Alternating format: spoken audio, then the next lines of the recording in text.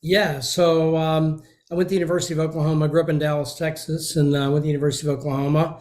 And after college, went to work for a gentleman who ran these instructional clinics for college and high school cheerleaders. And I was planning to work there for a year, then go back to law school. And after a pretty short period of time, he surprised me when I was a very young man, made me general manager of the company. Eventually, didn't really know I was an entrepreneur at the time, but eventually decided to start my own company, my own organization, which I did. I raised just a little bit of capital and actually started had the first world headquarters here in Memphis, Tennessee, where I live now, which was the second bedroom of my apartment, by the way. And, started out doing these instructional clinics where we introduced acrobatic sort of things into college and high school cheerleading. We created a series of training camps. They took off. We actually made money the first year. I think it was like $1.50 or something like that.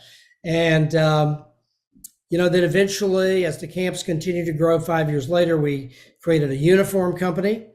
And after that, we created kind of the concept of what is now the modern day cheerleading competition, which you've seen. And then over the next 35 years, built that out. We kind of started with ESPN when they were in their infancy.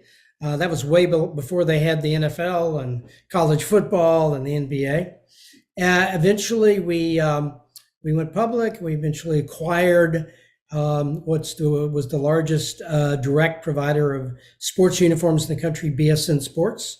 We had merged with Herff Jones, which is a company that does graduation sort of yearbooks, caps and gowns, and position the company the idea was to be the extracurricular partner to American schools.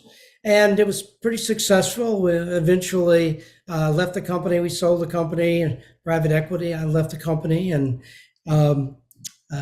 still president of the International Cheer Union, which is the representative to the International Olympic Committee. And also have a couple of political media platforms now that I own. So that's it's my life that's my business life in a nutshell.